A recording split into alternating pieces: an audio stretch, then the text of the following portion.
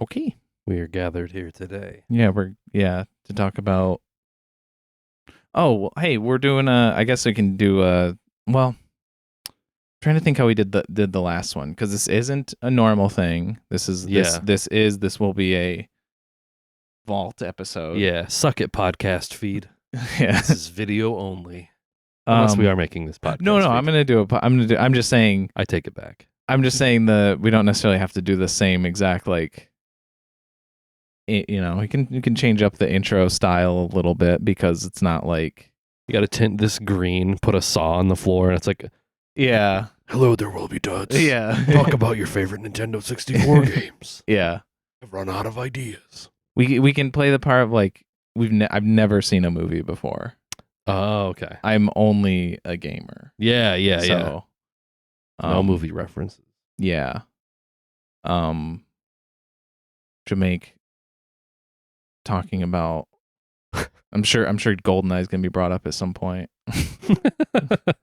This is an episode of ThereWillBeDuds, breaking from our normal tradition of talking about motion pictures. Yes. We're gonna talk about video games. We did the last vault, which was a little while ago. Mm-hmm. We talked about the Nintendo GameCube, and there's a few random ideas that we have in that document for vault episodes, mm-hmm. but I just kept going back to I just kind of want to talk about video games again. Yeah, I just kind of want to talk about more. It's pretty easy. Yeah. And I really that's one of the episodes that I've went back and listened to a couple times. I really like.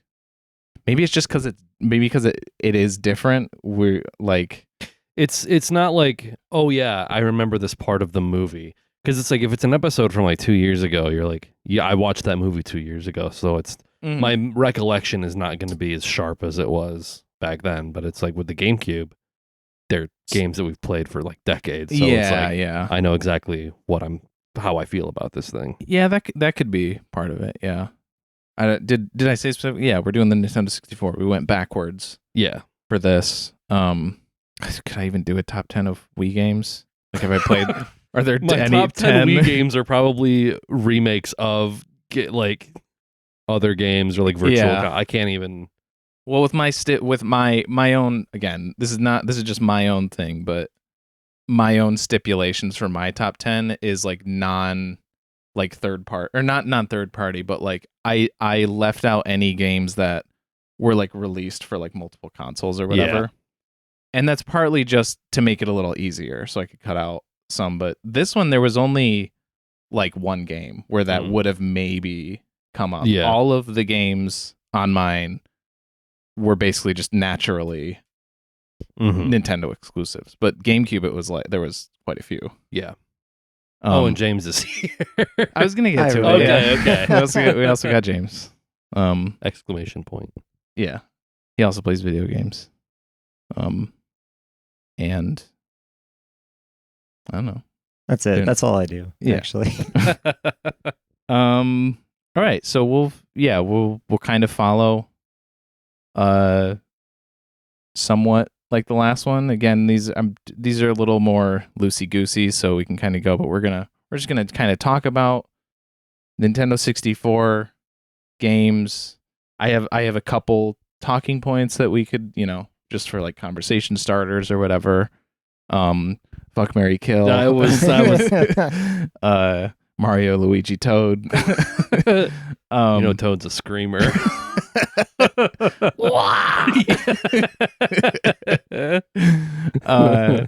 And then we will get to our own top 10 games of the system. Yeah.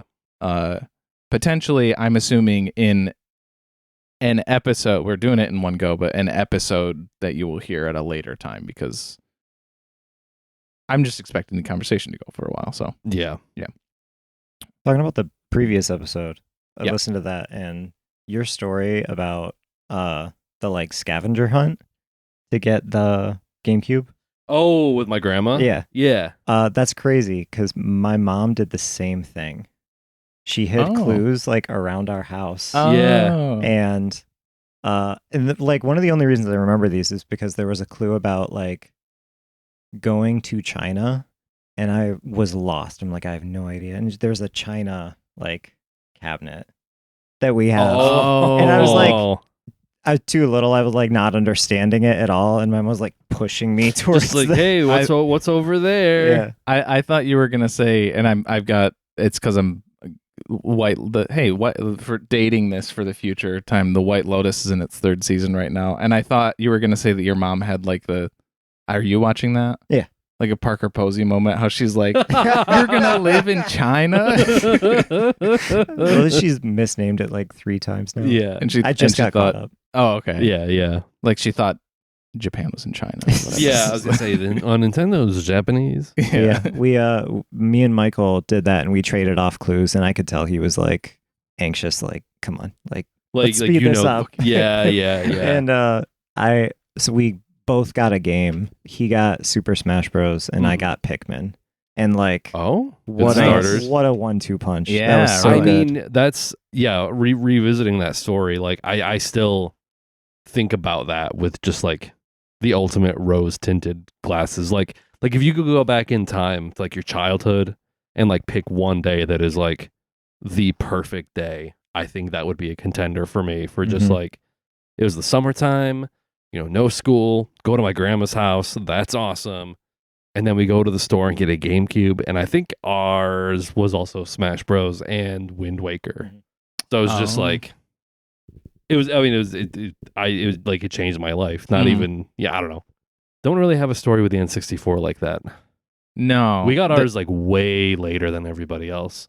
I see. Yeah, this is my origins are a little more foggy than the GameCube. I guess I remember like driving down like the main street in town when we got our GameCube, but that was basically it. Just because there was nothing spectacular about it, other than it wasn't for like any of our birthdays or Christmas or anything. So that was cool. That like we just got one. But this is a little less spectacular because I feel like we got it like secondhand and we just kind of got it from somewhere. But also, I was very young and like I'm like I want to say we got it after like maybe like 98, 99. Yeah. But it could have been before then. I'm really not sure when we got it. And I think our first game that we had with it was Quest 64. But it was with like whoever it was probably from like a garage sale or something at that point that we got it.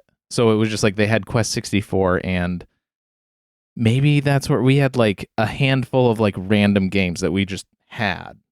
And I'm like, I don't remember why we ever had those because I wouldn't have known Quest 64 if we didn't have it. So it was like a couple games like that. I don't think we had any of the classics because I know that our copy of what the fuck's it called? Super Mario 64 is somebody else's originally that we just kept. Same thing with Ocarina of Time. Those are the two big ones. We just kind of borrowed them from people and never gave them back. Yeah. We did buy Majora's Mask though. Yeah, I know for sure we got ours at least in the year 2000 because ours is the Hey You Pikachu version. So it's got the, like, you turn it on and his cheeks light up and all that. I don't know what happened to, like, the microphone peripheral. We used to have that, and it's gone now. Nobody knows where their Hey You Pikachu peripheral is right now. I still have, like, the controller that's got, like, the blue and the yellow and, like, the Hey You Pikachu on it. Oh, that's cool. I want to say we got it, like, at our family Christmas from, like, my aunt or something like that. And I'm guessing it was, like, near the tail end of the N64's life, because the GameCube was... If it was 2000, yeah. So, yeah, I had grown up playing it. My cousin had it, and he had, like, every N64 game, like, known to man. So, like, that was my only outlet to play it. Like, oh, I'm going to my cousin's house. I get to play Mario 64 now. Or Banjo-Kazooie, or GoldenEye, or Turok was a big one. I was big into, like watching him play. Because, like, he had the games and he knew about them. So, like, I was very... And I was fine with that. I was, like...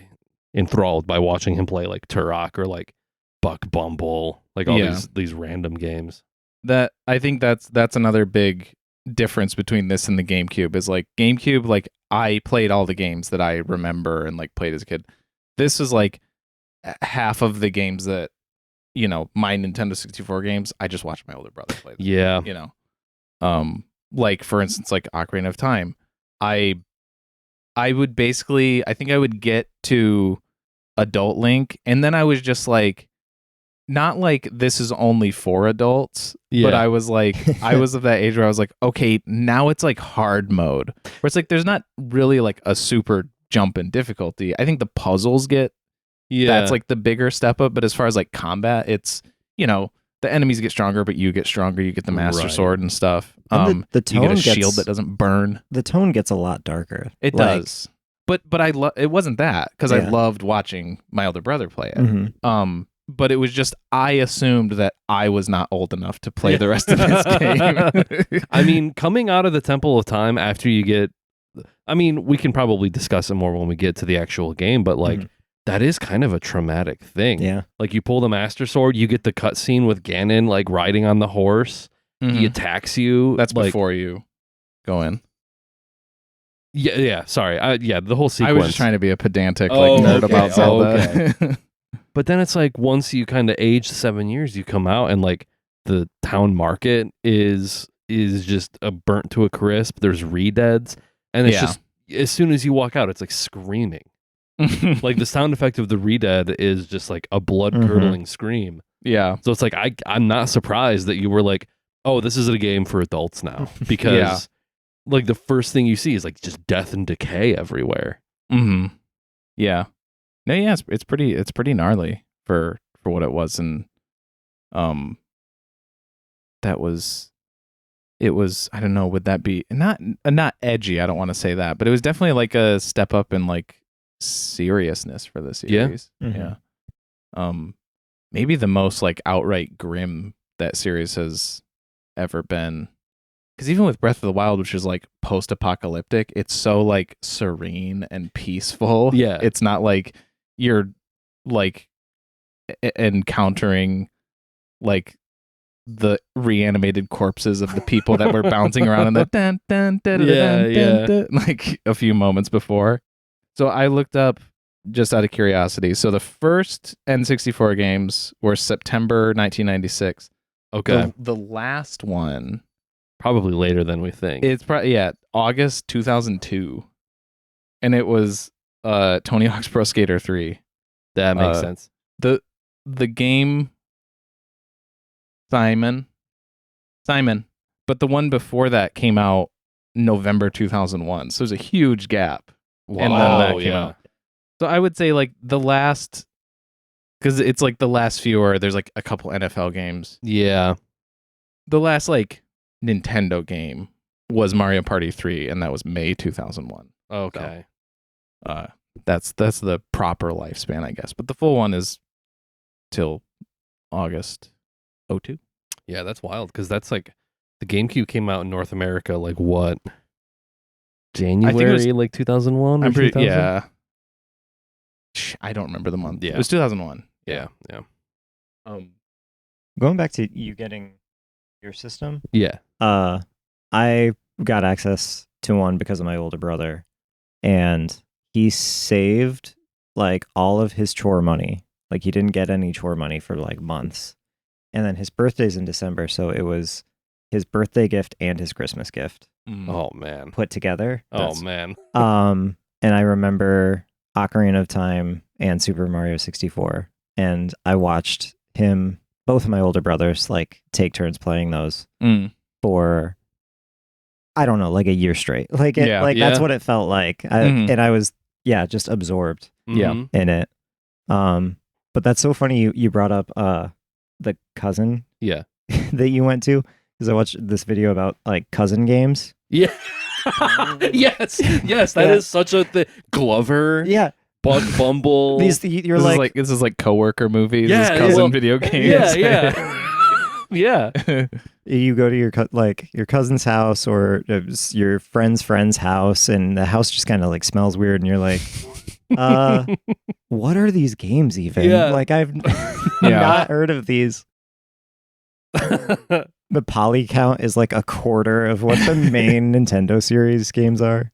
Yeah. Because like, I don't know, when we get to our lists, mine is pretty like bog standard. Mm-hmm. Because those are the ones that we played. Because there were some that like, you know, we'd go to the movie rental place and they would have N64 games, and I think we rented them periodically, but for the most part we stuck to most of the standards. But then again, it's like you go to your cousin's place, he's got like Bomberman 64, Wave Race, which I mean those are less like obscure. Those are like you know, I think you can get some of those on like the Switch.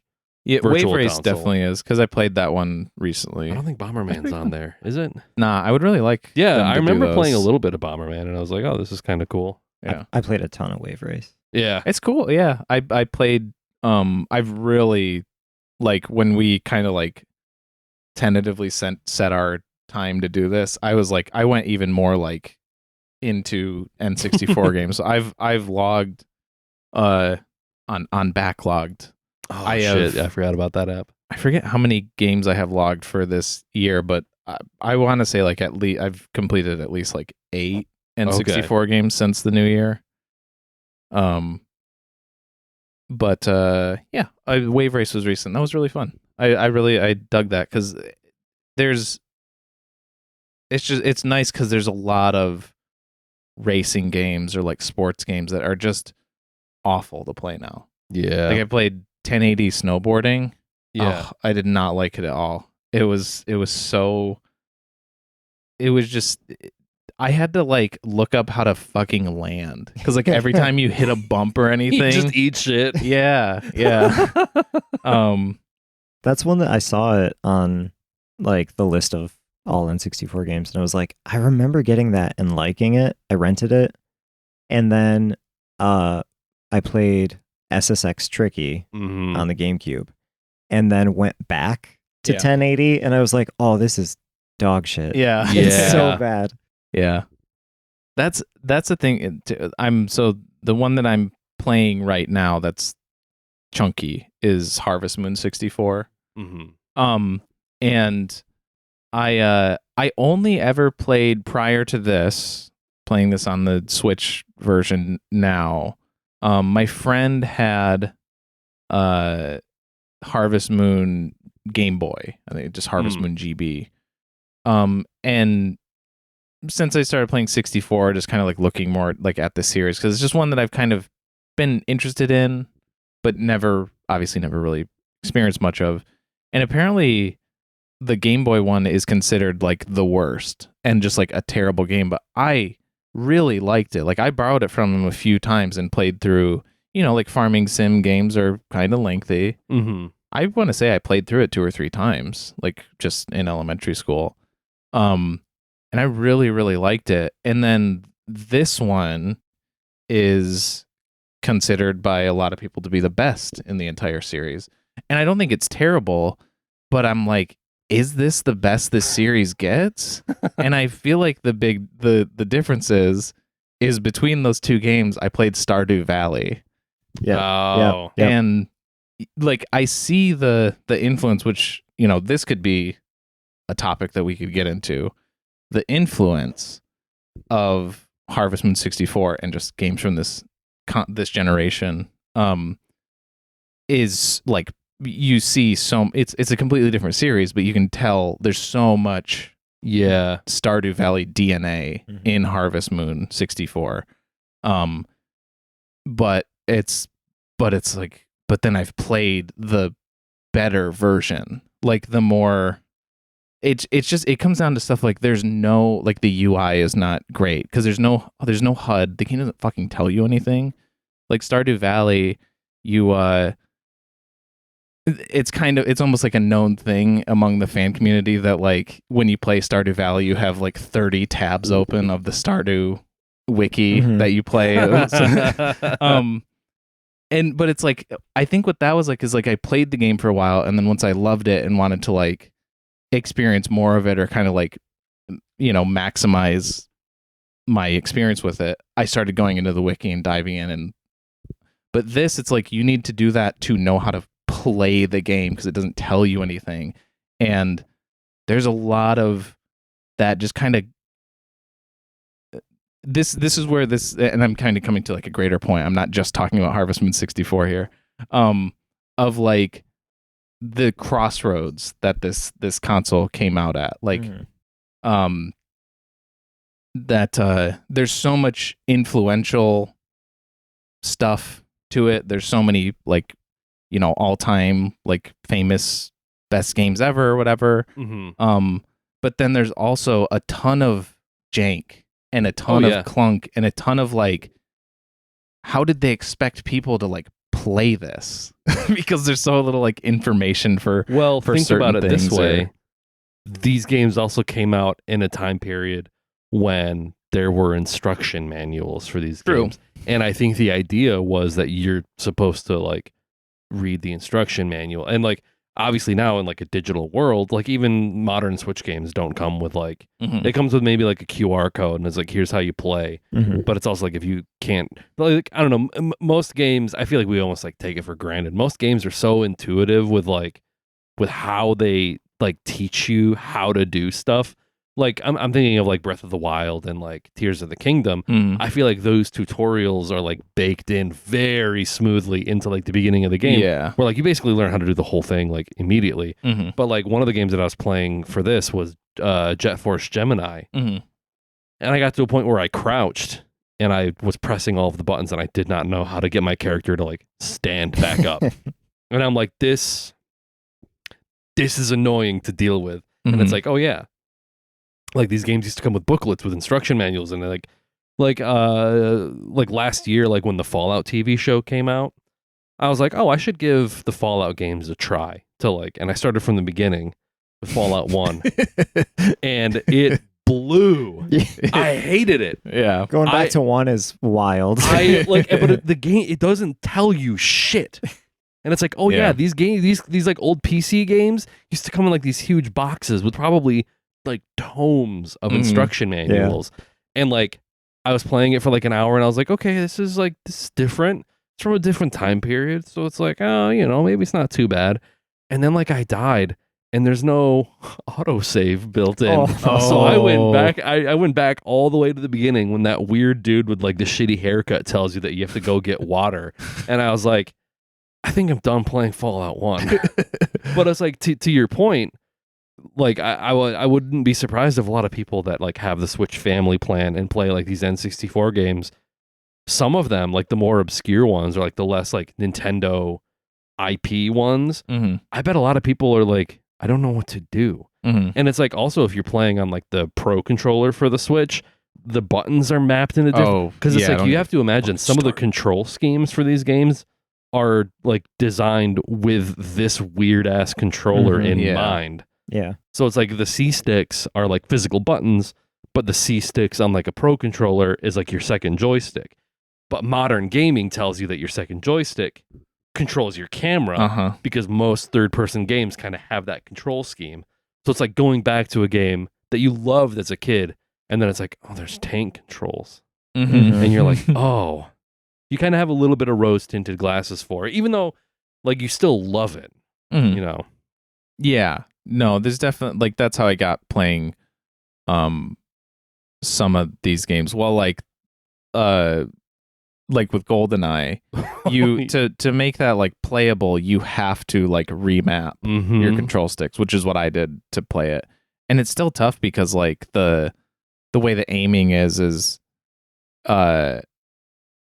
not the best, because it does the same thing that what was the one I played more recently? Oh, Turok. Like I played that more recently, and it does the same thing where like you'll use the right thumbstick, or you know what would be the C buttons, to like aim up at a guy who's like kind of shooting at you from above, but then as soon as you let go, it snaps back to like straight ahead of you, and it's the most annoying thing ever. Yeah.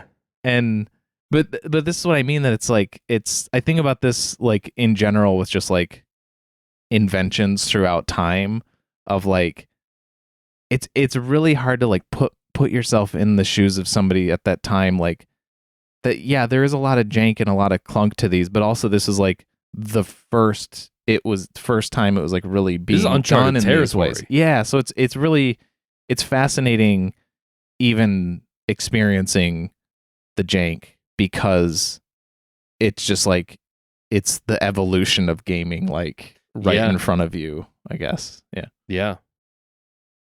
And I think that's what's so genius about games like Mario 64 and like Ocarina of Time is that I think Nintendo on some level knew that was like an issue that you were going to run into.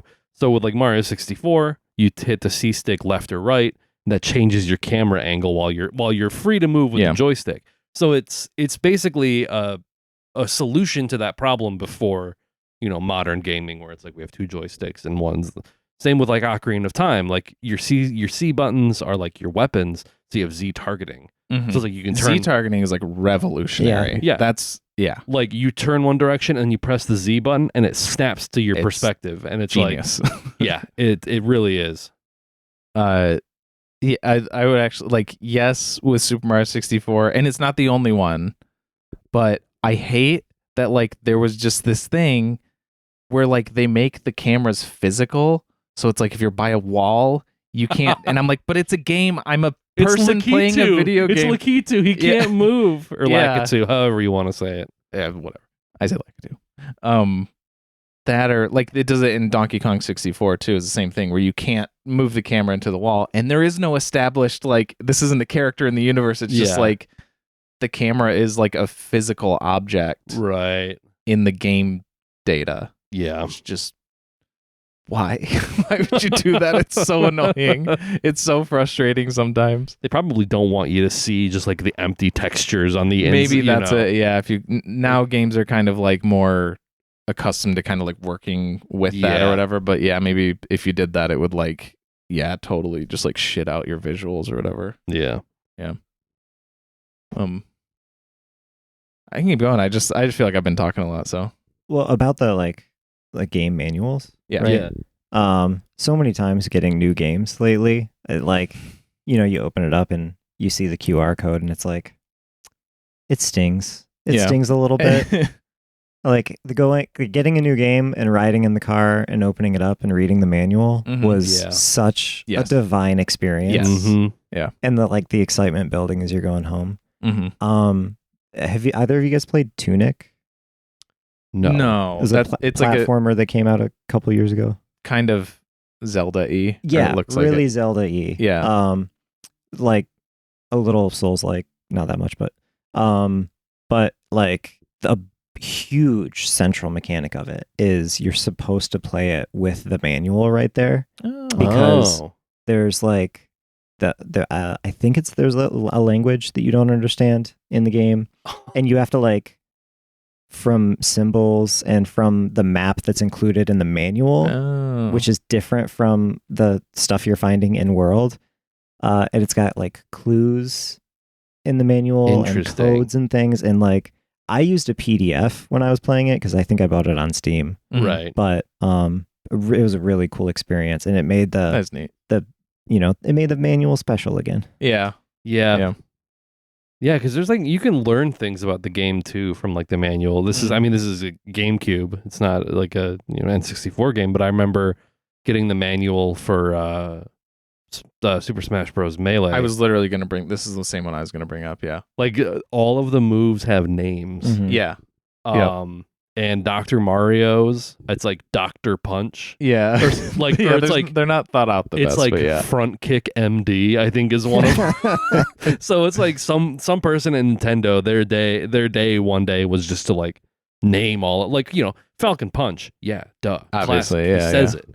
But some of them, they're like, kick. Yeah, but they're like with, Dr. Mario, they're like, I don't know, drop kick MD, I guess. There also, I was going to reference, there's, here, let me see, I should. Yeah. Although I don't know if this is the one, Melee was one, it is, okay. One that I had to get like multiple copies of because I either like lost it or got scratched. We played it so much. But there's like these game modes at the end, and I loved playing these so much. I thought they were so like fun. Suggestions for like There's a super giant, which is where you do giant mode, and then you like only have super mushrooms, so you're huge. Super projectile, which is where you do stamina and you set everybody to 999, and then you just use lasers with Fox and Falco.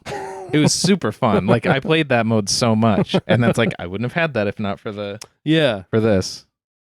But like just like the moves in there, like minor characters and locations and stuff all have like names and backstories and descriptions and in like Tunic, you mean?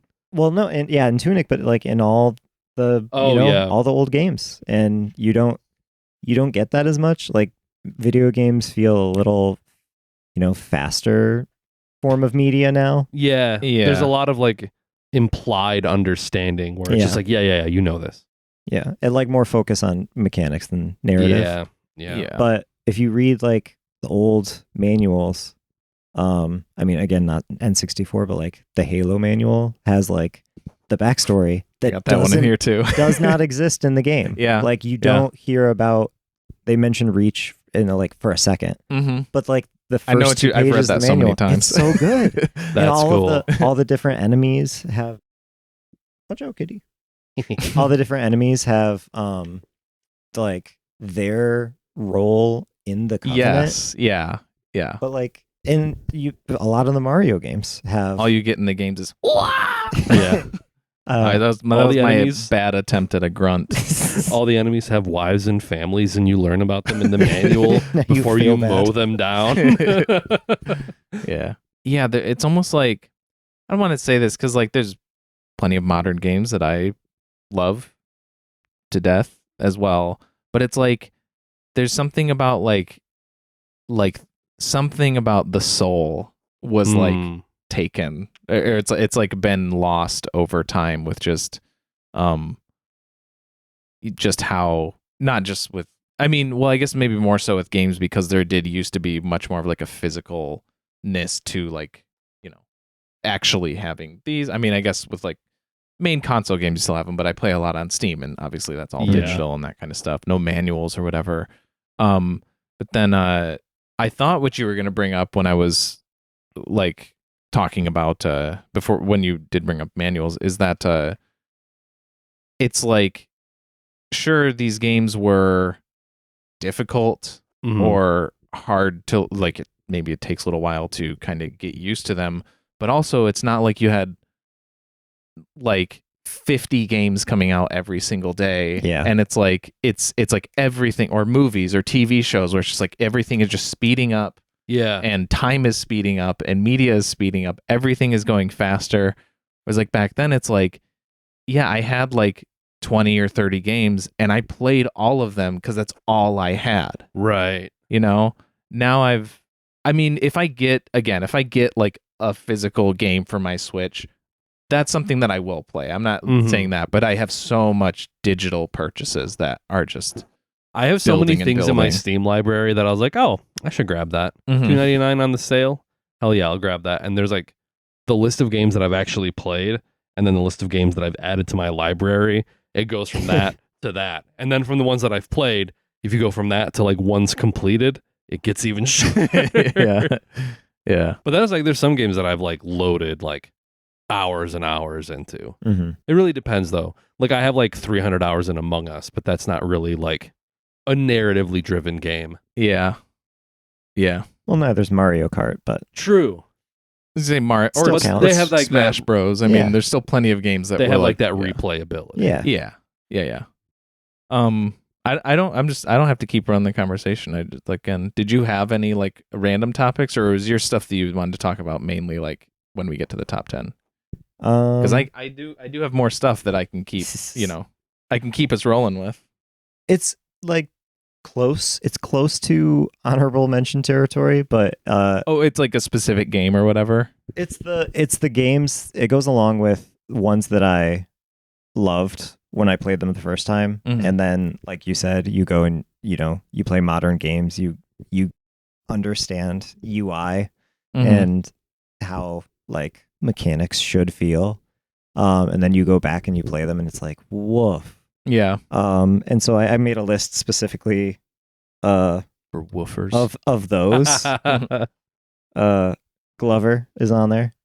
I played an emulator of that one not too long ago, a little bit, and did It's not not feel awesome. That's too bad. That's one that I played as a kid, haven't played since. I loved it when I played it. Right, it was so fun. Yeah. But again, it's like that. It's like what you said, where it's just like back then that was like the game. You wouldn't have another new game for another like 2 months or so. It's like, I better love this game. Yeah. You I kind don't of have a Stockholm choice. syndrome yourself into just like dealing with sub-average gameplay, I guess. Yeah. Oh, for sure. There's games like, I feel like almost even at the time I was like, this isn't that great, but it's something. Were there other ones? Yeah. Gex, Enter the Gecko. Oh, see, I was a big Gex I fan. loved Gex. Did you listen to the whole GameCube episode? Because we have a Gex bit segment on that. I heard you guys talk about What it. was that? What was the Gex segment? Oh, I don't just like, I think you like said that it was like, you brought it up when you were listing off like essential like Nintendo games, and I was like, you think Gex is an essential? That was kind of there. I don't think we went like too deep into it. But Yeah, I played that on PlayStation. I never played that on N64. But I played the N64 is how I played it. Yeah, I think there was you're like, talking about PlayStation games. I think there was a slight difference between the two. Yeah, I think in Gex for the N64 was there like a Titanic level? It wasn't. It like was a water one that level? I played as a kid. I did not beat. Okay. I don't think I beat it. Okay, because I'm pretty sure. Because like again, my cousin had Gex for the N64, and I'm pretty sure there was like a level that was exclusive to the N64 version, and I think it was like a Titanic boat type level. I remember that one. I played that. Yeah. Yeah, that's not in the PS1 version of that that's game. crazy. Okay, I got what you're saying. That's I think that was a thing that was more common back then. I think much less so now, because one of the ones I played recently that played a shitload of as a kid is The World's Not Enough, which is the follow up to not the movie, but the follow up to the game GoldenEye. Yeah. And apparently that was also, it was released like a little bit later for like a couple months after the N64 for the PlayStation, but it was like different developers, and apparently it's terrible and there's no multiplayer, which is like the thing that like N64 James Bond is known for. So that's the one I played is the good one at least. And like obviously they follow the same story, but that's because they're based on a movie that has a story and everything. But I guess they're like completely different games. But they have the same exact like Rareware, right? GoldenEye was, but I assumed, not having thought about it, I assumed World's Not Enough was, but it's EA. Oh, yeah. But then it's it was like a different creative team did the. I mean, maybe that's normal for. Maybe that's just how they did it. Well, they were like, well, we're Nintendo, so we're gonna have people who work on Nintendo stuff do this, and people who work on PlayStation games do this, and we're gonna give you guys the same framework. But maybe that's why, different console games were so different back then. Yeah. Whereas like now, I think just how shit works, they can just make one thing, and then it's like, okay, anybody can download it on Switch, PlayStation, Xbox. Yeah. The only difference is usually they have to downscale it a bit for Nintendo. Like usually, the Switch unfortunately can't handle the graphic fidelity, but if you're playing Nintendo, you're not playing it for the graphics. Anyway. Yeah. And that's maybe it's because I'm a Nintendo boy, but that's never been like a thing at the forefront of my mind. It's like having like the best graphics. But yeah, that was kind of why like reading that was like a small victory, because I was like, sweet. Because usually it's like, oh, the PlayStation one was like so much better because the graphics were so much better, and the console just ran so much better. But it was like, for once, the Nintendo 64 version is the superior one. Sweet. I mean, speaking of that, I would say for some games, I think the N64 blows the PlayStation out of the water in terms of like graphics. Especially like stuff like Banjo-Kazooie, Mario 64. I would even say Ocarina of Time, like the mainline kind of Zelda games, Majora's Mask as well. PS1. Yeah, some of them look great. Yeah. Yeah, PS1. Some of the games looked okay, but I think it's called the Nintendo 64 because I think it's like 64-bit. Yeah, and I think the PS1 was not. So there was a difference in like for the one time in Nintendo's life they had like the graphical fidelity like advantage. Yeah. And so like the games seemed more full, I guess, where it's a PlayStation 1 24-bit true color. Wow. Yeah. So that's why like I think N64 games, mostly like the mainline Nintendo ones, like kind of have a vibrancy to them that the PS1 games like don't have. But like PS1 games are more polygonal, where like Mario, like his hat is like round. You know, and then it's like compared to like Tomb Raider where you've got triangular tits. Yeah. PlayStation had those cutscenes though. Yes. FMV. They were Yeah. Yeah. That was where they reigned supreme. Yeah, we didn't have no.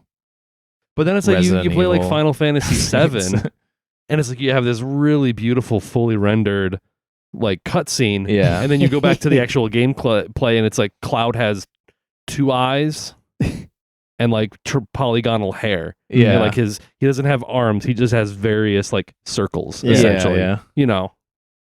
Yeah. The fighting polygon team.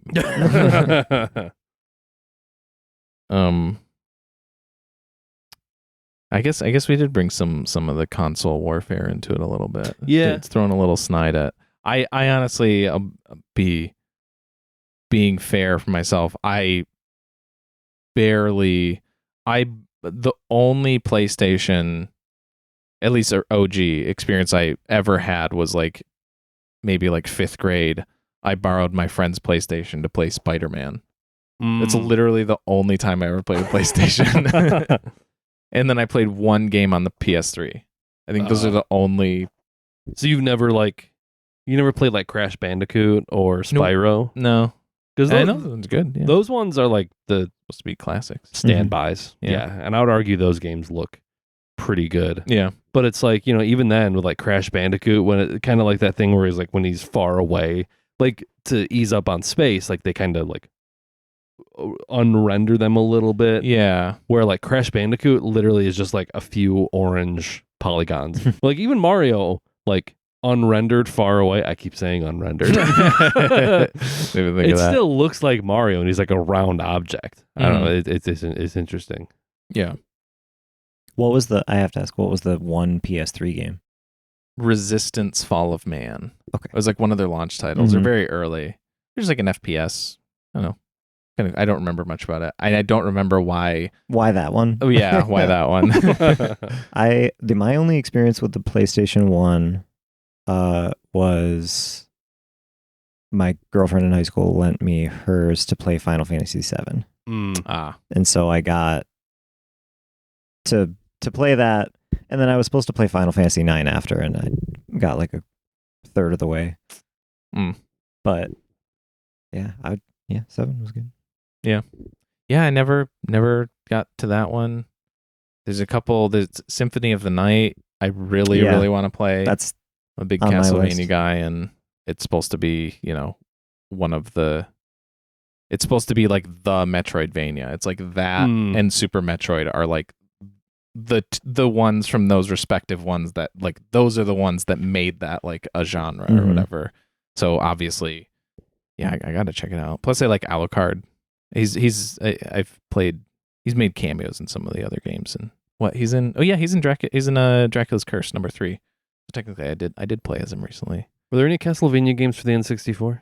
Yes. Is there a Castlevania 64? I think it's just called Castlevania. Do I have it?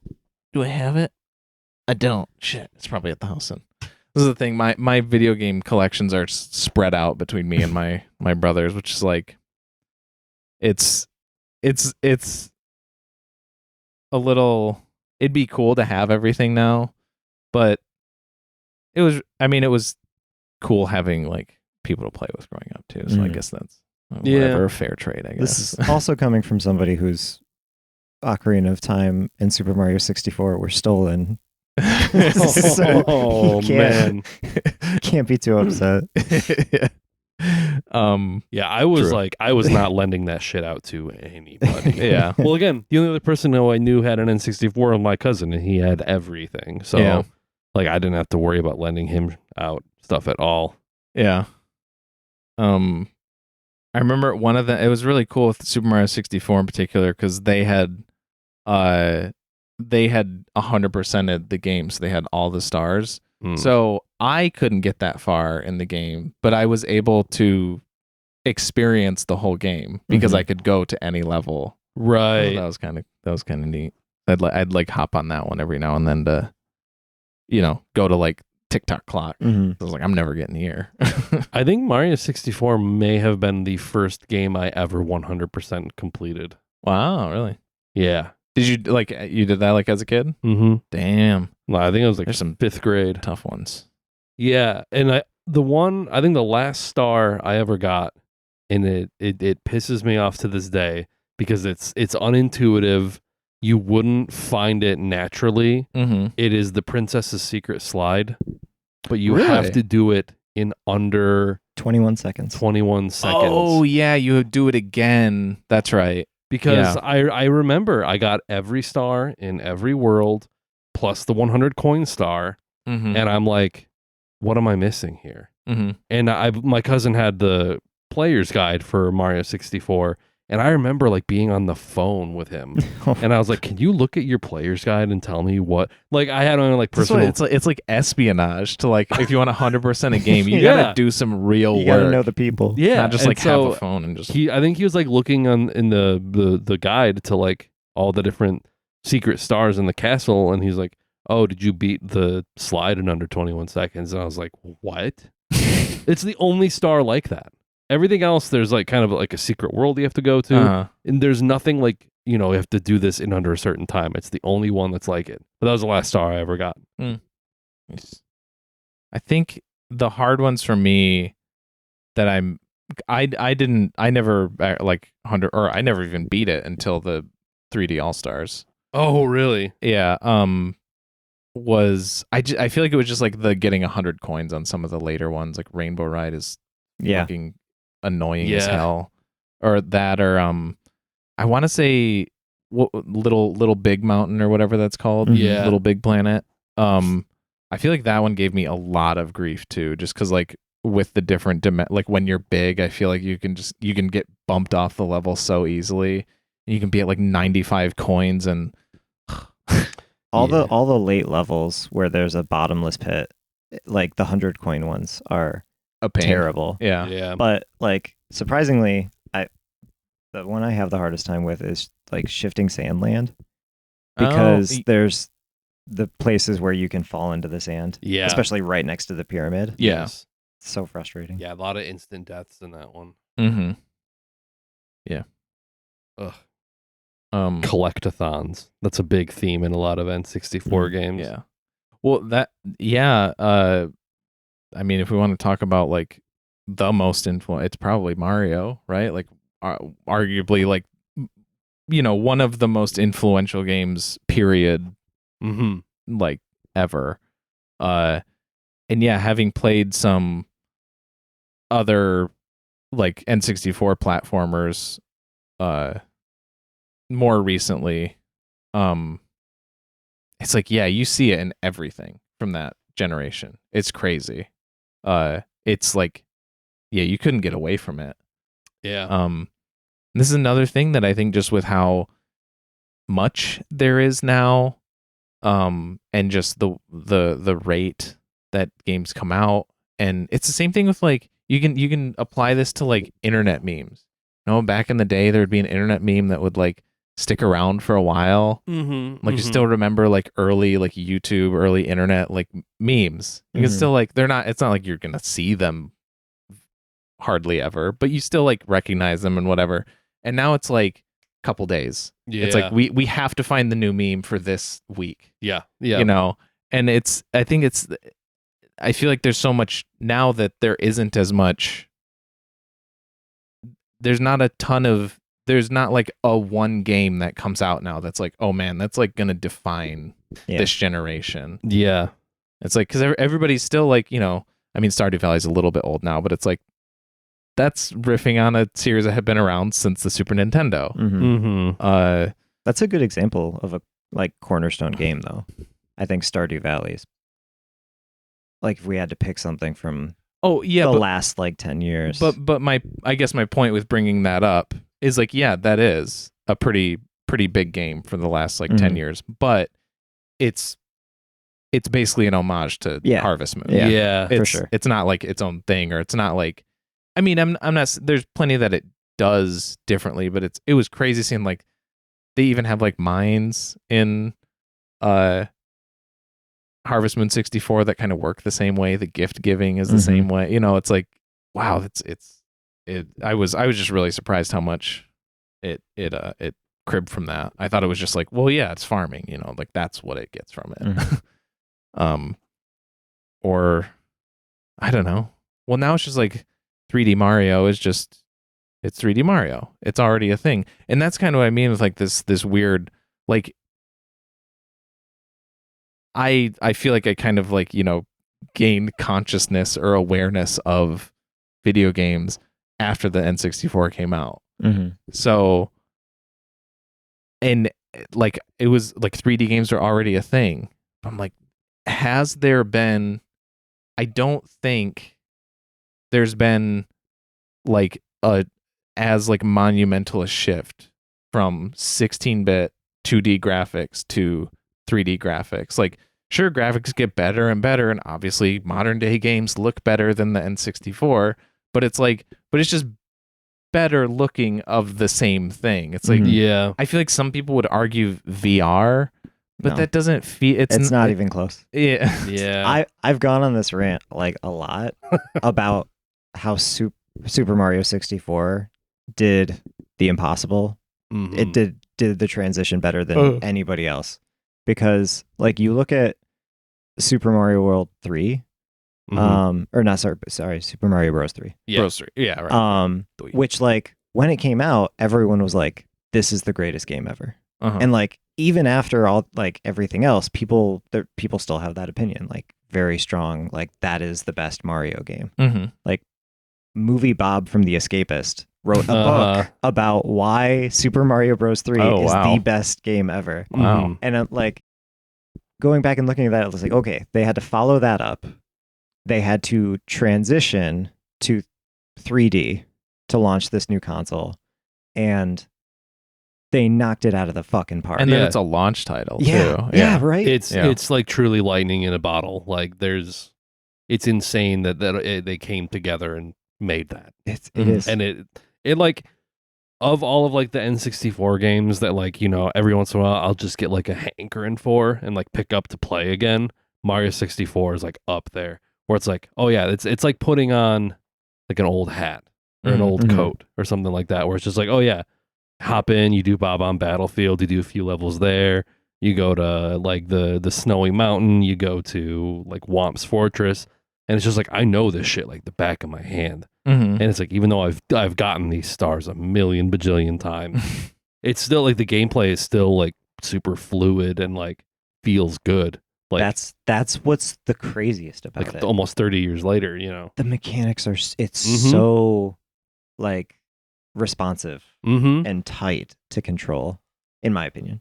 I know a lot of people don't like the Super Mario 64. I agree that like for what it is, it is an achievement or whatever. But yeah, the controls are pretty annoying to me sometimes. I get really frustrated with it's not, this is the thing. It's a janky game, but compared to other games on the console, it's pretty good. You know? So, but like I'm playing that in the current age, and so I can't not notice it.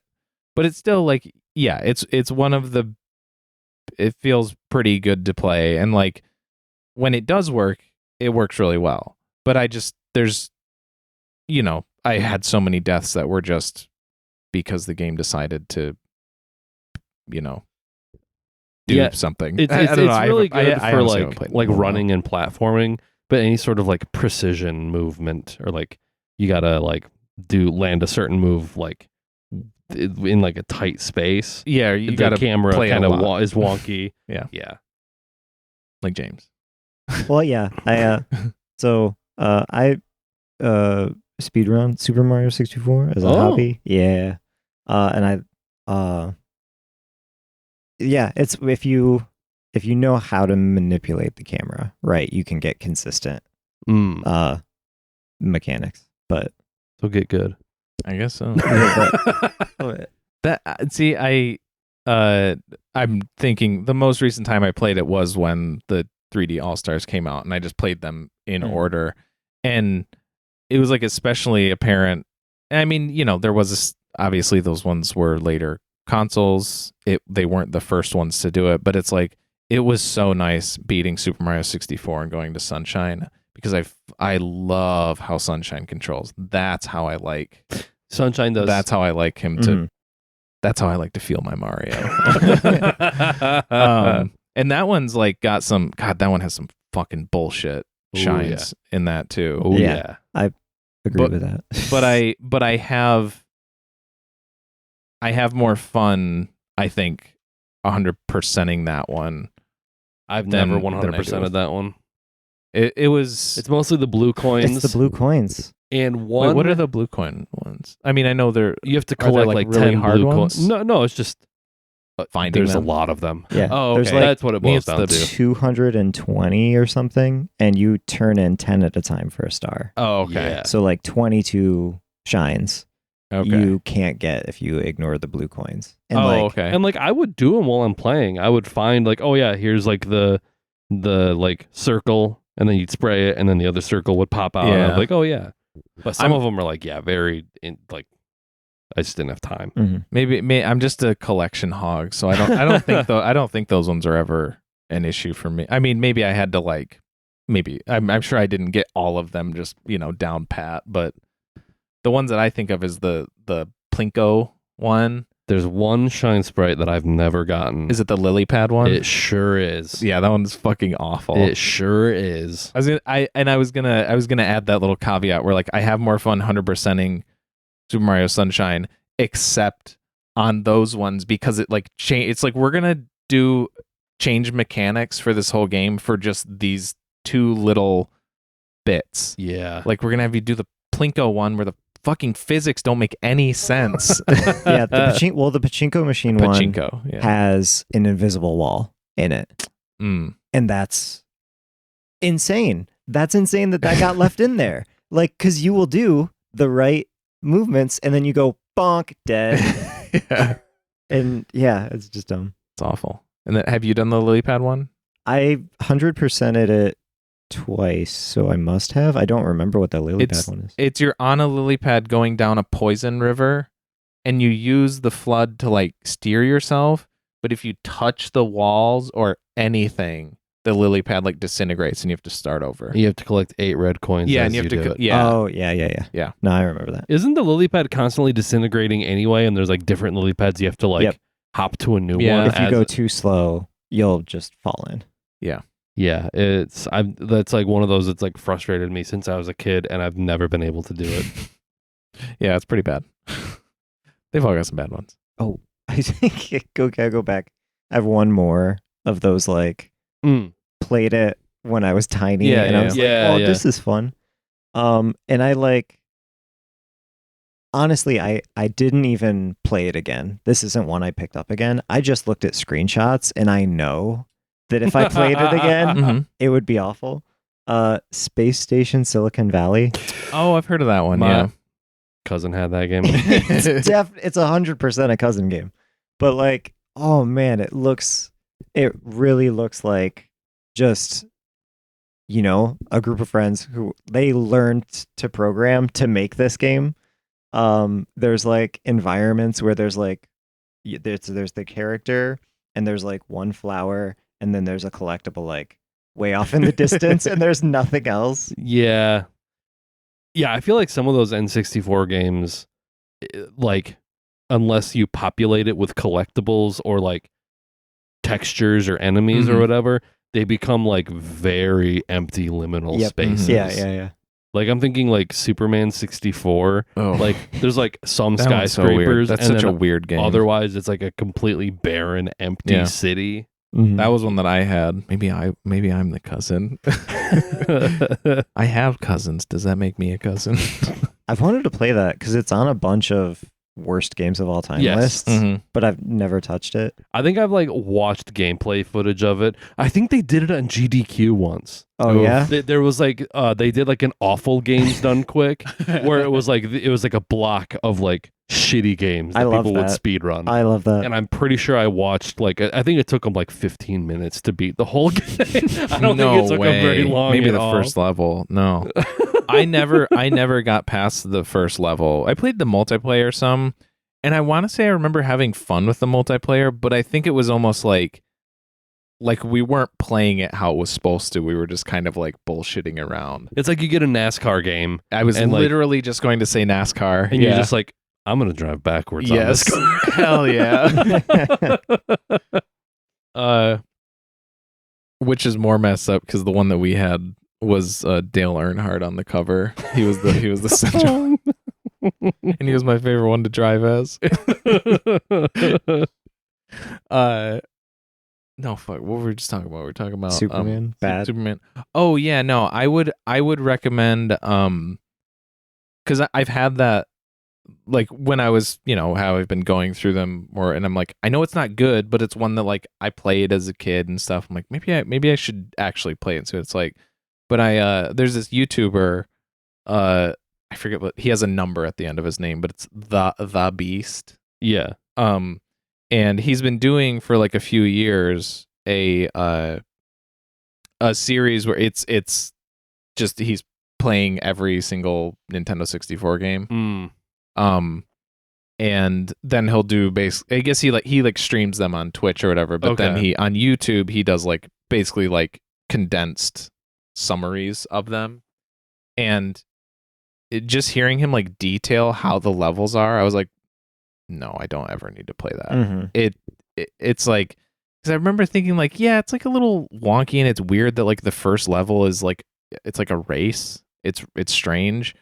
But then hearing that like you have to do like multiples of these in a row, and it's like once you complete the first race, which might take you a couple tries, you then have to like save somebody from a speeding car, but the game gives you like less than 5 seconds to react or like respond to this new thing. And if you fail, you have to start all the way over again. And then you save the person, and then it's like more races, and it's like so it's not just the gameplay. It sounds like just like the level design and everything is sounds just abysmal. Like we gotta pad this game out. So Yeah, it looks like we gotta already, make the runtime like longer, so it says like make it impossibly difficult. So like they keep messing up, so they have to keep repeating shit over and over again. Gotta Battletoads it. Yeah. Yeah. It's 5 levels, but it's gonna take you 20 hours to do them all. I had one for like first game, but I feel like we kind of covered that, or like we were talking about like or wait, did we say we know we did with the GameCube? Did we say about like? Or I said that I think the first one we had was Quest.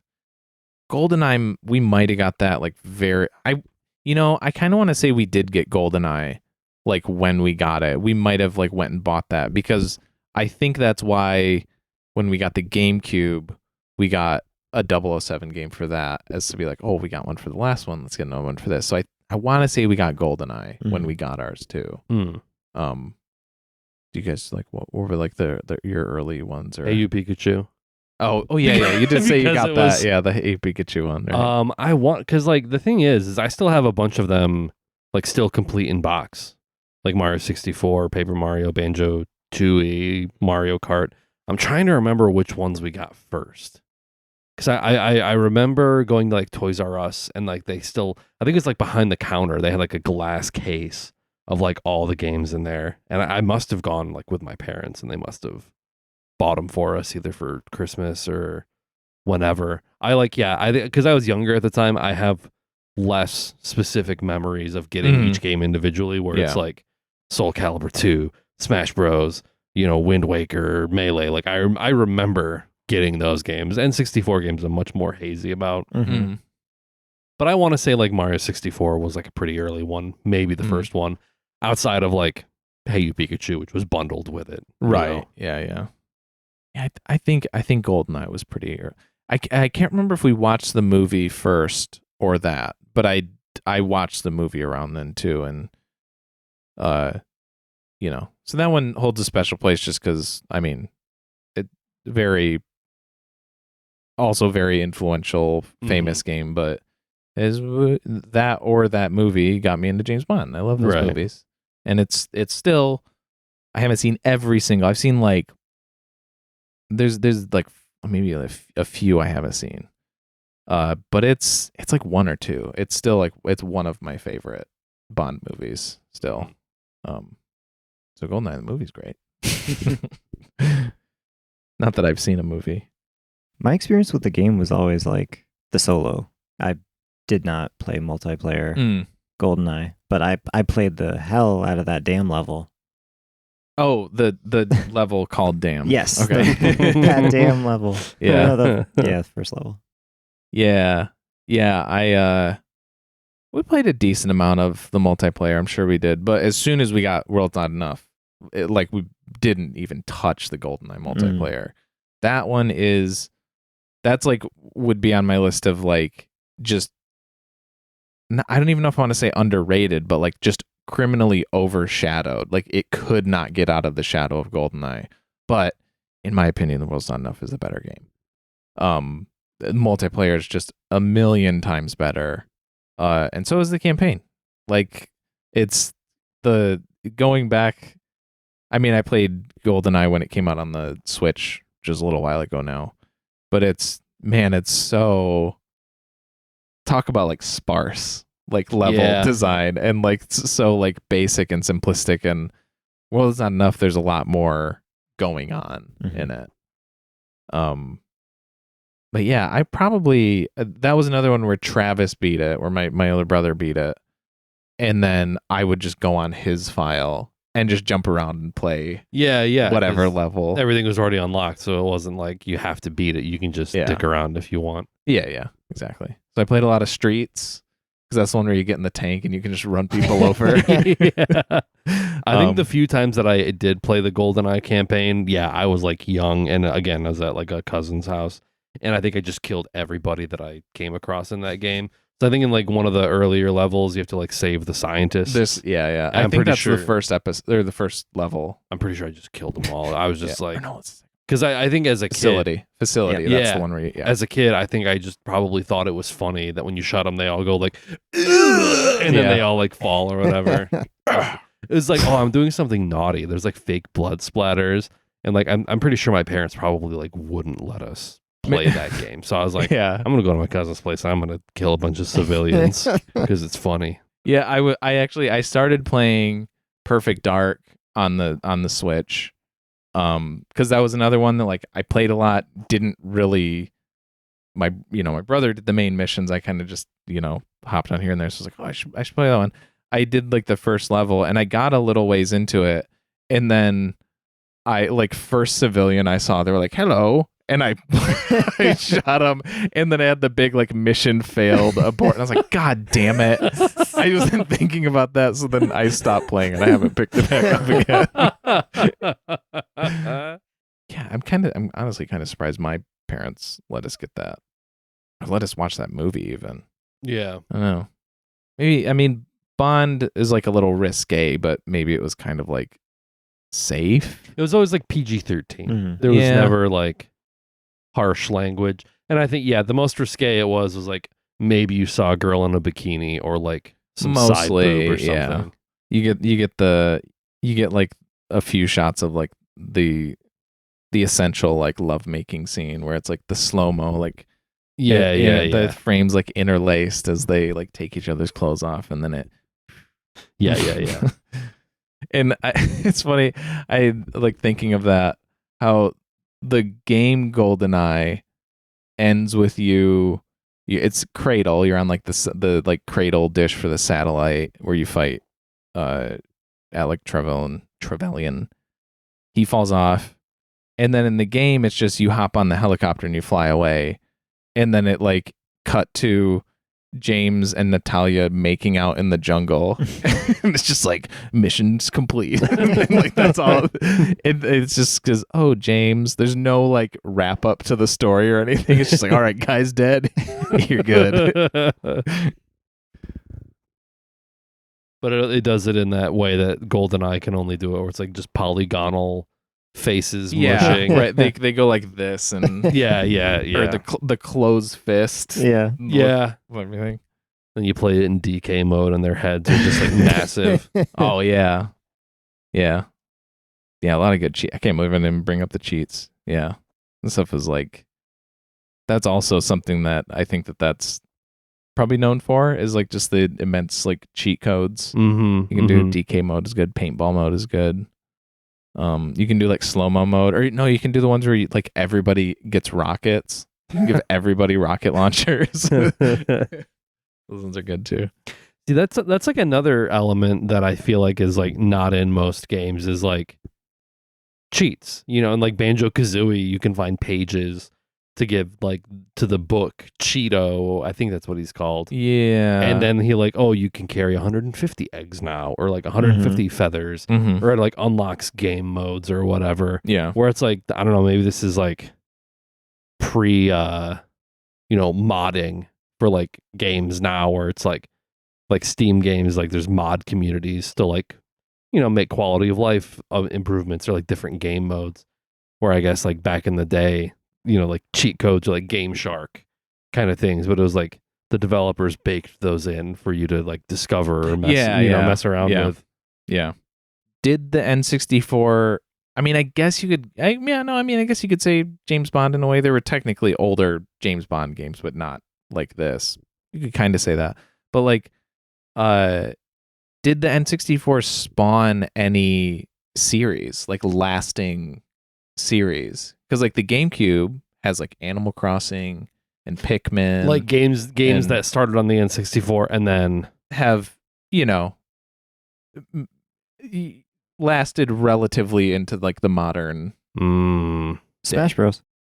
Oh hell yeah, there's one. I would say Smash Bros might be the main probably one. the biggest one to come off of the N64. Because I mean, there's like F-Zero GX, and then there's like an F-Zero game. That started in the Super Nintendo.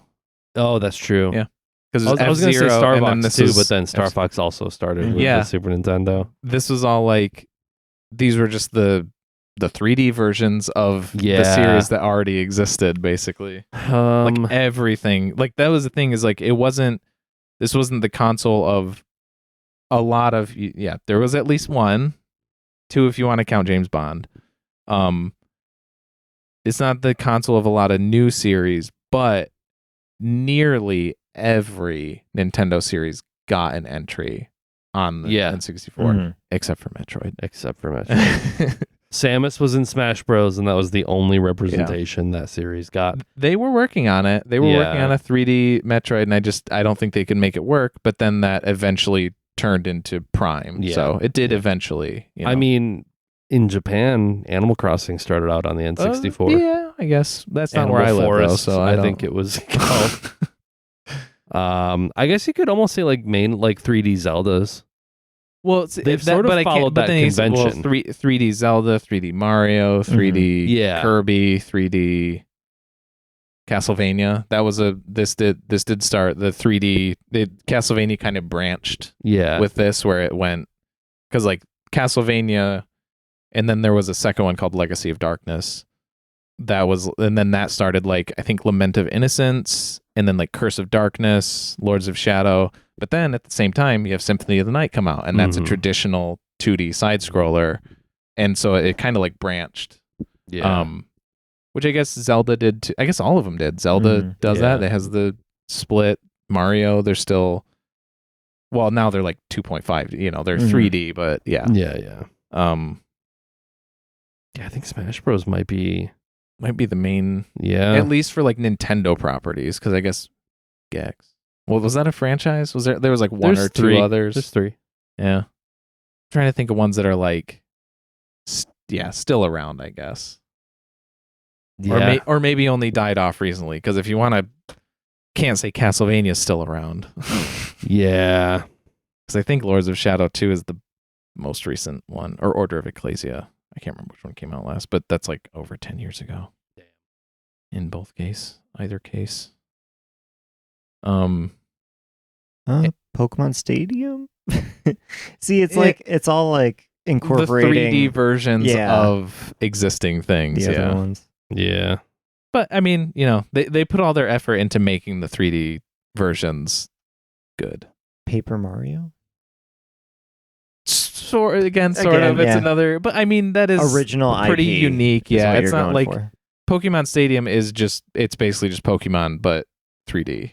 You know, it's just normal battles and stuff. But at least Paper Mario's like an RPG. It's a completely different genre. Yeah, so I mean, yeah, you could say that. I guess sure. it's almost like a follow-up to Super Mario RPG, but in terms of like Damn it. gameplay, Yeah, kind of. in terms of gameplay and like idea, it's different. It is definitely its own thing, but it was kind of supposed to be like the follow-up to. Yeah, it wasn't the first Mario RPG game, like turn-based combat. Smash Bros might be the only like purely just like original, like not like a spin-off. Or Yeah. I mean, you could. I don't know. Is it a spin-off because it's? I don't know. Yeah. It's different than like Street Fighter or like Mortal Kombat. Yeah. In terms of No, like, I would say that it's its own thing. I wasn't actually.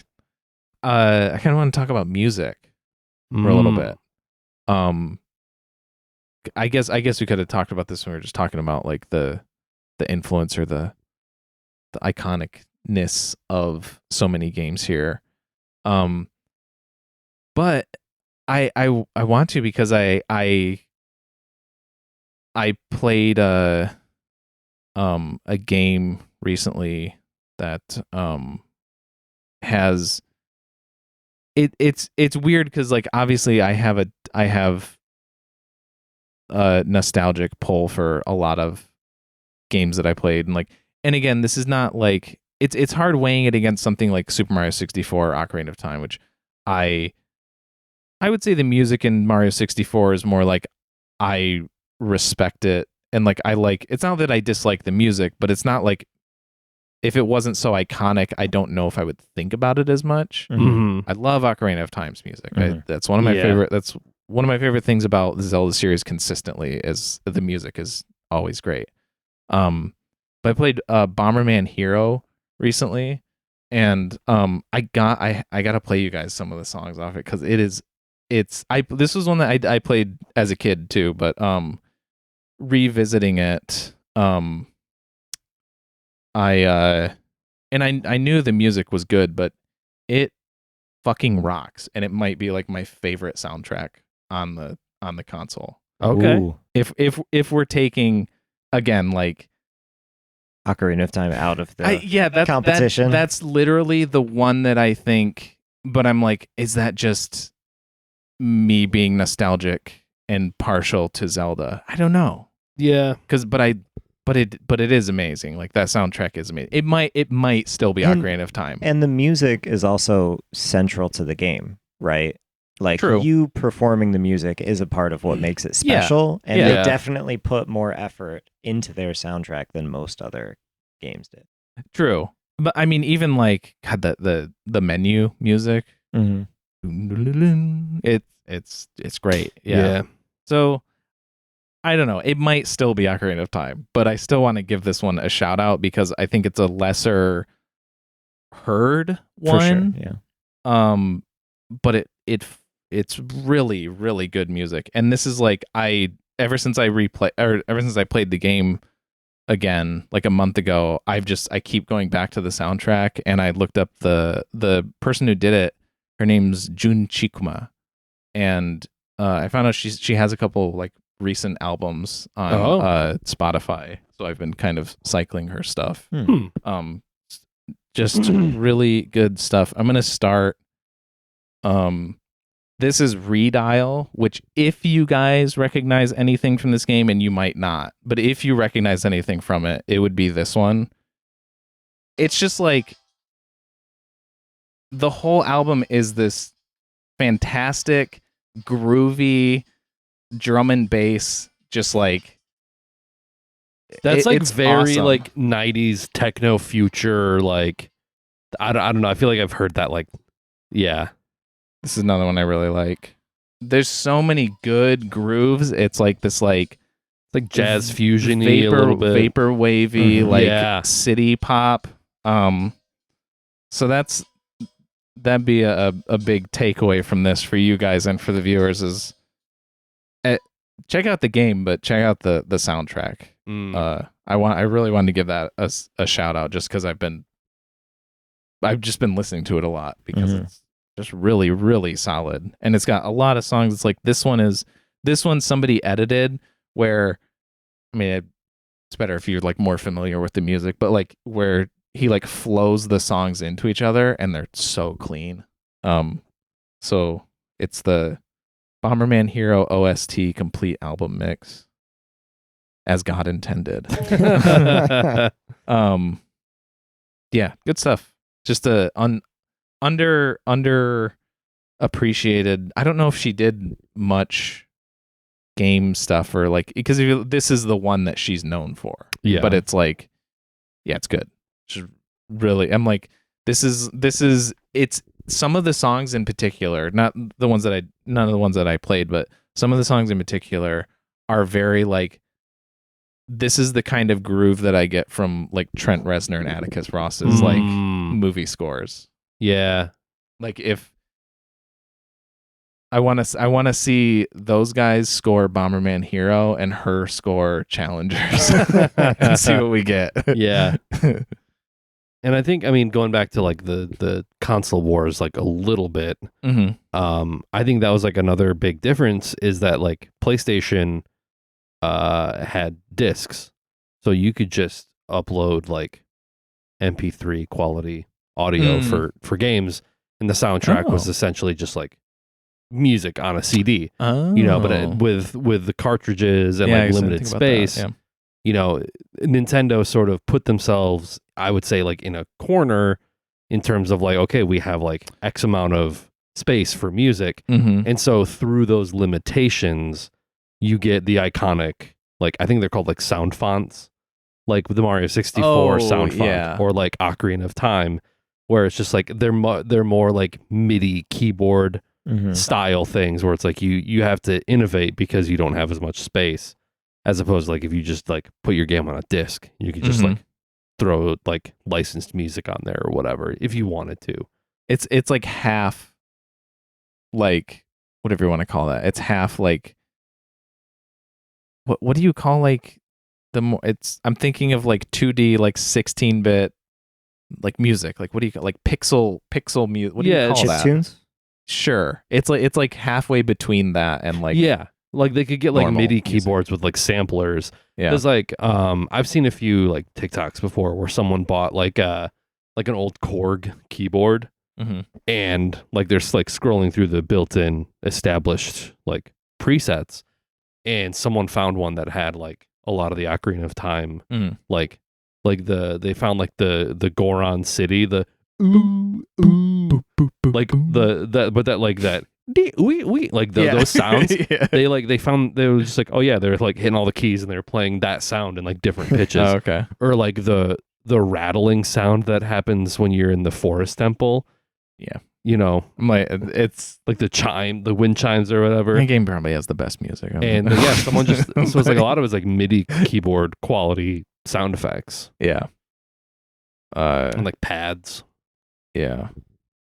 It's another bit of like the like unintentional charm is like some of the limitations kind of add to it in a way.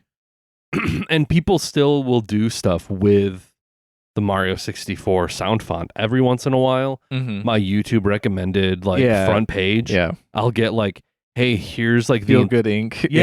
Or like the entirety of like Kid A. Yeah, in like the Mario 64 sound font. Like I saw one for Severance the other day. It was like the main theme of Severance done with Mario, you know, N64 music.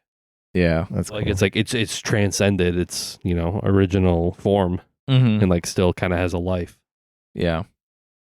Well, man, I don't mean to keep harping on it because I do like the game, but Harvest Moon 64 has some fucking terrible music too. I hate the music. There's like not like the town music is good, but it's like each season has its own theme on your farm, and I don't think any of them are good.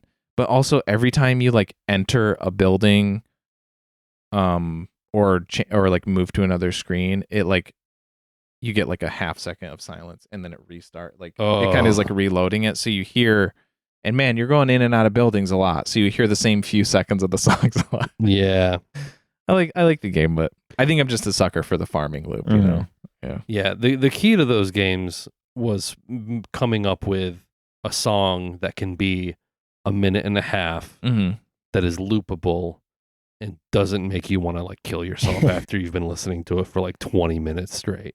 You know, it's like Hyrule Field. Yeah, doesn't really get old. Kakariko Village, Lon Lon Ranch. Those songs are like perfectly composed so that they can like, you almost don't even notice when it loops back to the beginning of the song and just like sort of repeats itself over and over and over again. Yeah. Yeah, I love that, like playing a game and like realizing that I've been in an area for a while, and then like I probably listened to this song 6 times right now. Yeah, but it's like not grating. Yeah. That is like the best game music, or like gameplay. Were there any other ones you guys wanted to shout out, music wise, or? Banjo-Kazooie for sure. Oh hell yeah, yeah. Like I watched Beard Bros. I know what you're talking about. What you call it? Beard Bros are a YouTube Beard. Couple guys who play games, but Beard Bros, yeah. And they talk about Greg Kirkhope all the time, so that guy's name is like stuck in my head. But he did the music for Banjo-Kazooie, and they interviewed him about like how he engineered it, and like the way that so much of the music needs to be like similar between levels but distinct for the level. And then I didn't recognize it until like they were talking about it. When you put on different pickups, the music, it like change like pace or whatever. It changes like it'll or when you go underwater, it's the same level music, but it's like slightly muted, or like they put it does through the water sound. Where it like the, I don't know what that, but you know that sound font of like aquatic level sort of thing. Yeah, because as you traverse through like Gruntilda's lair, you walk you have like the basic boom boom boom boom boom boom boom, but then it's like you go through, and it's like when you get outside of like a world, like as you approach Treasure Trove Cove, the music subtly transitions into like the more like accordion seafaring version, or you get to like really TikTok Wood, or like the horror level. I forget what that one's called. But as you get closer to each level, like it transitions, but it's like the same theme, but it like they slowly change the instrumentation. Yeah, it's pretty genius. Yeah, that guy might be the GOAT for that generation, because he did Donkey Kong 64, which I don't know if he had a hand in this specifically, but the DK rap. I do think that's credited with Grant Kirkhope. Okay, that's awesome. Okay. And then he also did GoldenEye. Yeah, he was like Rare's darling. Got some fucking groovers too. Yeah. There's like a genre of TikTok that I've seen where it's just like, all right, guys, we got to lay down a beat for like this. This is the music that plays when you look at your watch. Nothing complicated. Just you got to come up with something. And then the guy's playing like every member of the band, and they're just like, and then someone comes in and does like the and they're just like, yeah. I mean, something similar can be said with Donkey Kong Country for Super Nintendo. Different guy. It's David Wise who did that. But they were like, all right, water level, just gotta make a water level song, so go ahead. Yeah. And then it's like aquatic ambience, and it's like one of the most transcendent pieces of music written for like video games. Yeah, that's a really good one. Yeah. Yeah, music, honestly, Donkey Kong Country series in general has really good music. Yeah. Yeah. No, I guess I was feeling like shouting out music people in particular.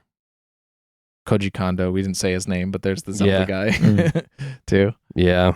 So ta-ta for now. We're gonna keep going, but I don't know. You'll hear the continuation of this at some point in the future, where we're gonna talk about our top 10 games on the system. This was our general discussion. I'm TJ, And I'm Nick, and I'm James. and gosh, let's go. Let's go to the polls.